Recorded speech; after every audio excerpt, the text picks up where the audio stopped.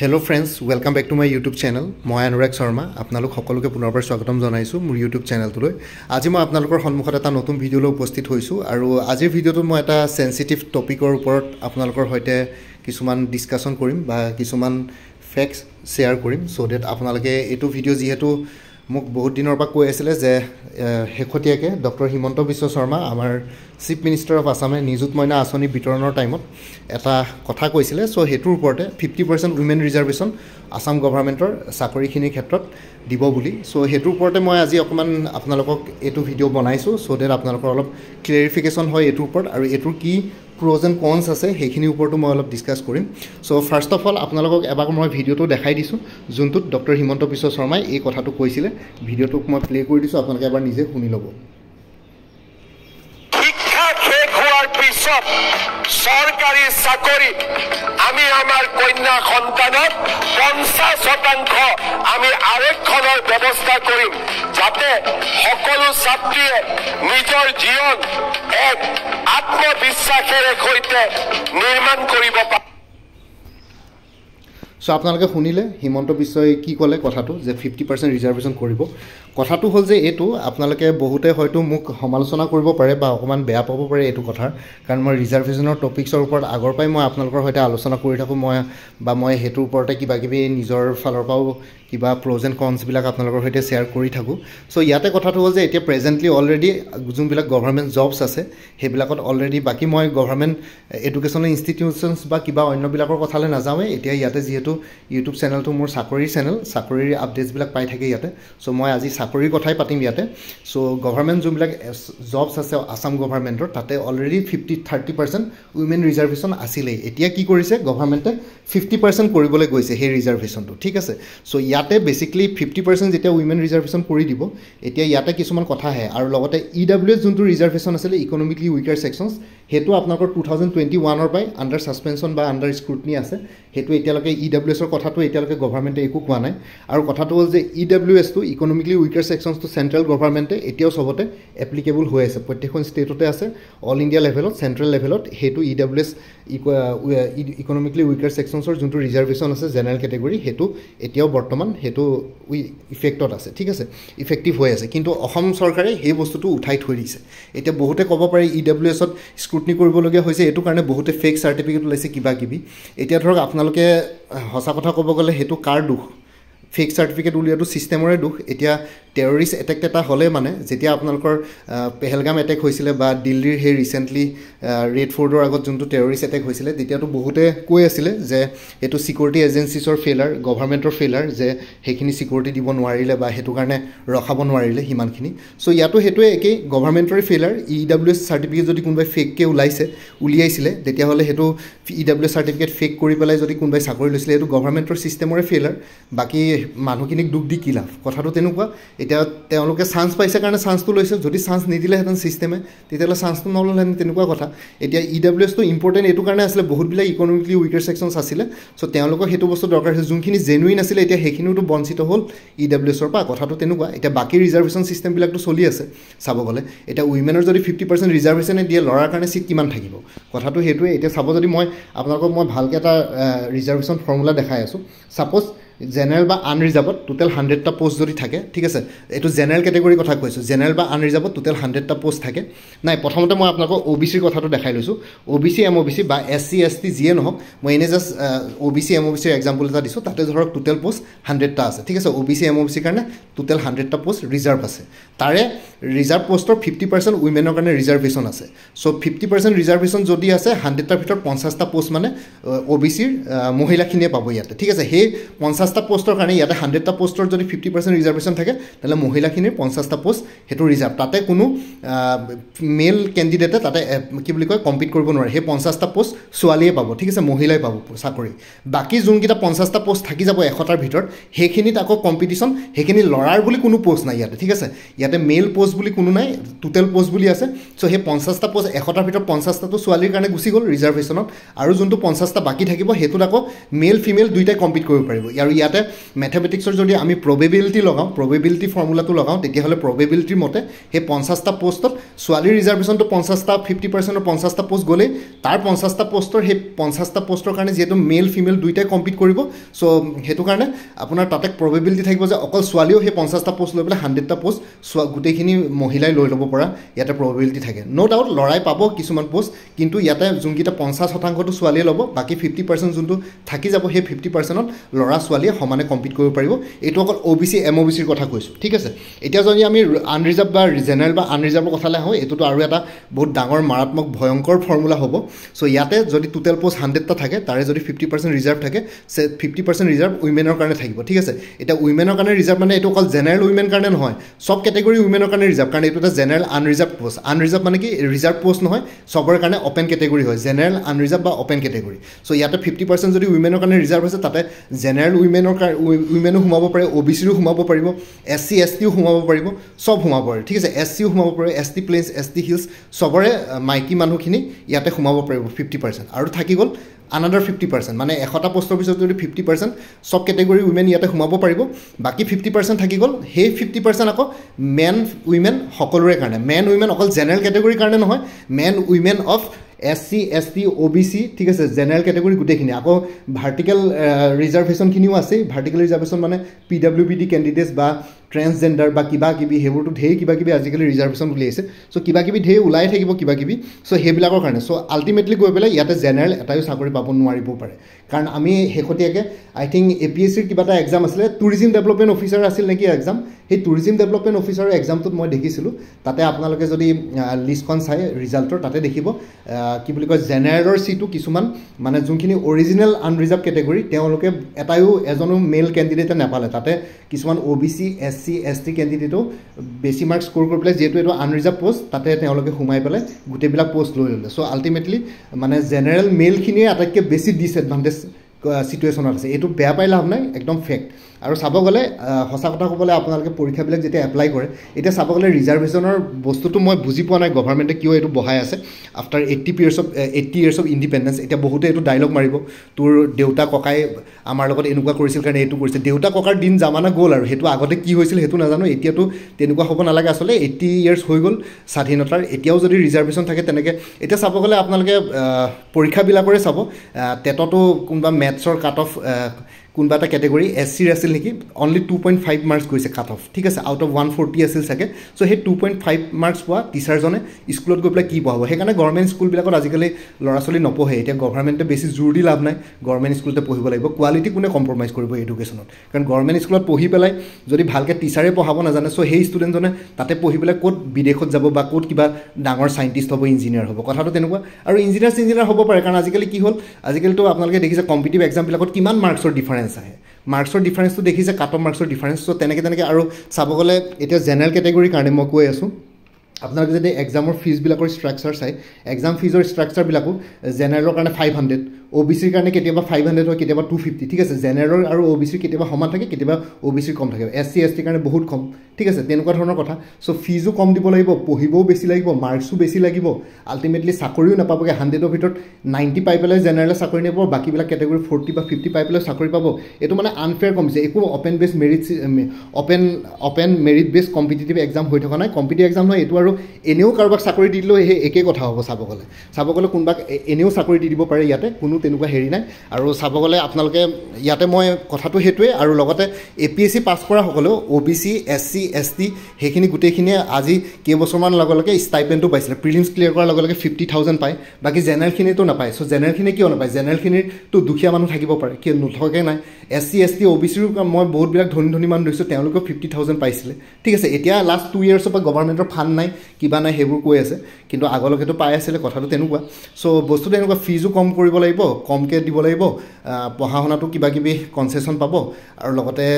কি বুলি কয় পৰীক্ষাটো মাৰ্কছ কম পাই পেলাই চাকৰিত সোমাব পাৰিব আৰু লগতে সেইটো কাৰণে বস্তুবোৰ গভৰ্ণমেণ্ট ডিপাৰ্টমেণ্টবিলাক অকণমান ডিটৰিয়েট হৈ গৈছে আজিকালি এতিয়া বহুতে আপোনালোকে গভৰ্ণমেণ্ট অফিচবিলাকত যাব ভালকৈ আপুনি এপ্লিকেশ্যন এখনো মানুহে লিখিব নোৱাৰে কাৰণ কিয় তেওঁলোকে ভালকৈ পৰীক্ষাত পঢ়ি আহে নাই আৰু কথাটো এনে মানুহবিলাকৰ এটা হেবিট হৈ গৈছে ৰিজাৰ্ভেশ্যনটো হেবিট মানে কি মই এইটো বেয়া চেঞ্চত কোৱা নাই বা কাকো টাৰ্গেট কৰি কোৱা নাই কিন্তু ৰিজাৰ্ভেশ্যনৰ ছিষ্টেমটো লৈ থাকিলে মানে কি হ'ব মানুহে ভাবিব যে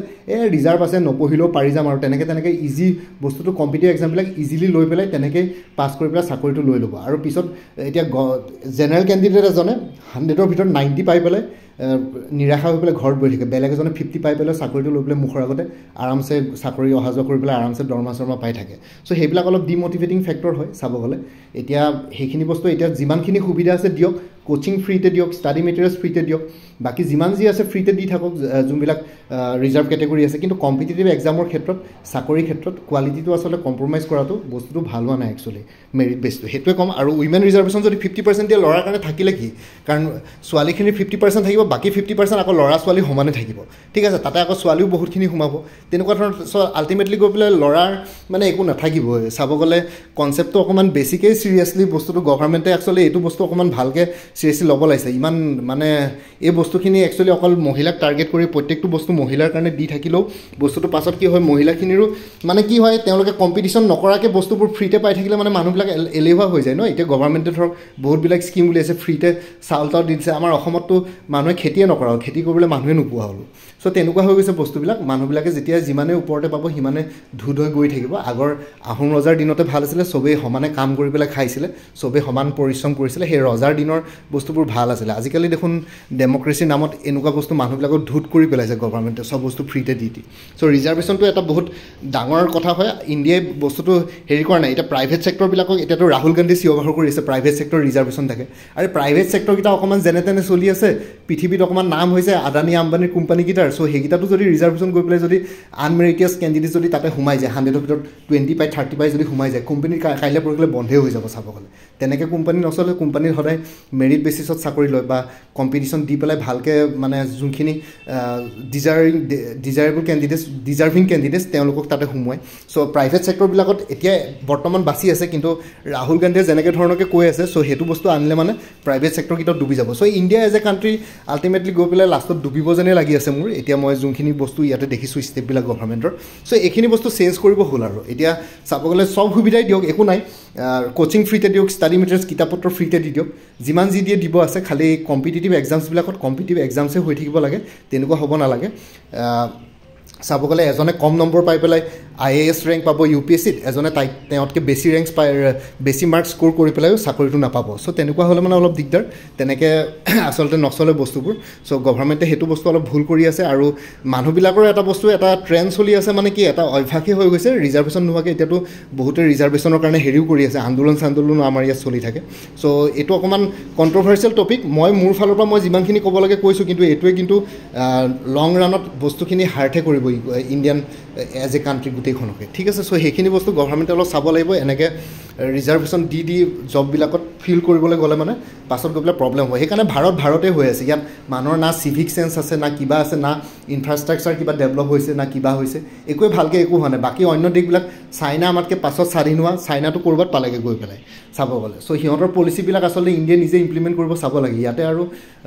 বাৰে বেদি একেটাই কনচেপ্ট লৈ থাকিলে নহ'ব গৰীব কা দেশ ভাৰত কিষাণৰ কা দেশ ভাৰত চ' তেনেকৈ সেই কনচেপ্টবিলাক হেৰি কৰি পেলাই মানুহবিলাকক আচলতে কৰ্ম কৰিবলৈ শিকাব লাগিব কম্পিটিশ্যন দিবৰ কাৰণে কম্পিটিশ্যন কৰিবলৈ ভয় কৰিব নালাগিব এতিয়া কম্পিটিশ্যন কৰিবলৈ ৰিজাৰ্ভেশ্যন কিয় খোজে কম্পিটিশ্যন হ'লে ভয় কৰি পেলাই ৰিজাৰ্ভেশ্যন খুজি থাকে চাকৰি তাকৰিৰ ক্ষেত্ৰত যে কম নম্বৰ পাই পেলাই সোমাব যেনে তেনে পাৰোঁ কাৰণ বেছি মাৰ্কছ পাবলৈ মানুহে ভয় কৰে ভয়টো কোনে সোমোৱাইছে গভৰ্ণমেণ্টে সোমোৱাইছে মানুহবিলাকক আচলতে কম্পিটিশ্যন কৰিবৰ কাৰণে গভৰ্ণমেণ্টে উৎসাহ দিব লাগে ঠিক আছে মটিভেট কৰিব লাগে ইনস্পিৰেশ্যন দিবৰ কাৰণে তেওঁলোকক ইনস্পায়াৰ্ড কৰিবৰ কাৰণে কিবা কিবি ষ্টেপ ল'ব লাগে চ' সেইটো নলৈ পেলাই যদি তেওঁলোকে অকল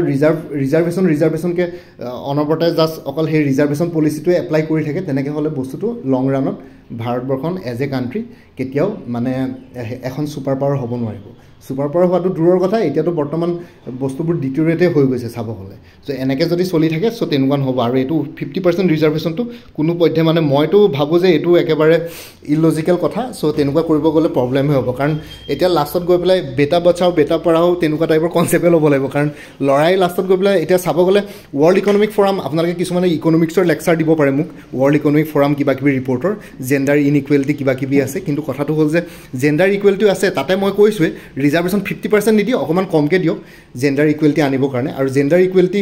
আপোনালোকে ৰিজাৰ্ভেশ্যন দি জেণ্ডাৰ ইকুৱেলিটি আনিব নোৱাৰে হেৰি মেৰিট বেচিছত কম্প্ৰমাইজ কৰি সমানে কম্পিটিশ্যন কৰিব দিয়ক কম্পিটিশ্যন কৰিবলৈ কিহৰ ভয় ল'ৰাৰ লগত সমানে কম্পিটিশ্যন কৰক ছোৱালীখিনিয়ে বা অন্য কেটেগৰী জেনেৰেল কেটেগৰী সকলোকে কাষ্ট ছিষ্টেমটোকে উঠাই দিয়ক একো নাই তাত কাৰো আপত্তি নাই কাষ্ট ছিষ্টেম উঠাই দিয়ক কি ব্ৰাহ্মণ কি কলিতা কি